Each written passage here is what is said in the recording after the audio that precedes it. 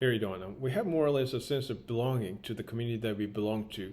So if you have a family, you want to take a good care of your wife or husband and your children. And if you're a student, you want to have a good time with friends at school. And if you work for a company, you want to work there for as long as you can. So finding the reason that you belong to the community, you place your loyalty to the community to be accepted as a member of the community before you know it. So you would prioritize ethics in the community to go along with people in the community, even if there is a difference between ethics in the community and social norms or social common sense. So it's a really extreme example, but Omu Shindikyo, that was doomsday cult in Japan, caused a number of criminal acts in the past as believers justify their activities based on their ethics and their views of religions. So most of the believers couldn't help pledging their loyalty to this cult because of a sense of belonging that made them feel like ethics in the community was way more important than public social norms, even though some of them slightly understood how this cult was evaluated externally based on the social norms. So sense of belonging sometimes drives people to take extreme behaviors in defiance of social morals and even laws. So I think underlying emotion of sense of belongings is surely conservativeness that makes people not want to be abandoned by the community. So like this is a place where I should be. So I have nowhere to go after leaving this place. So and also we have more or less a sense of conservativeness that makes us want to protect people who belong to the same community.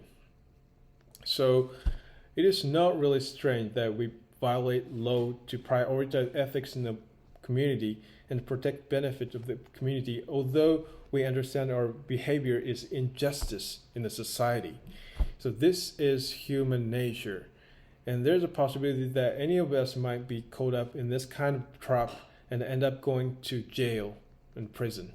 So recently, young people, including National Tax Bureau staff, took initiative of large amounts of benefit frauds systematically from the government in Japan, and they skillfully solicited young people to encourage investment for cryptocurrency by means of applicable benefit from the government.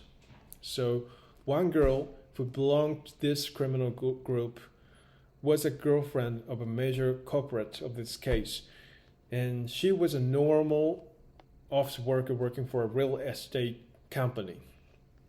And probably she must have felt a bad conscience in her deep mind against what her boyfriend did, and she finally chose to provide her help to what he schemed because she had a strong sense of belonging and she didn't want to be abandoned by her boyfriend and his community. So I'm sure this is also the case that we have a habit that we would rather prioritize ethics and morals and benefits inside the community than the social norms and social benefits and laws.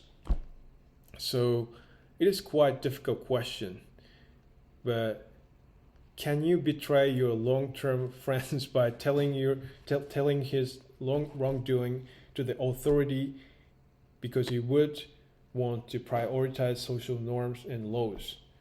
More frankly, do you want to pitch on your best friends to the teacher because he violates the school laws?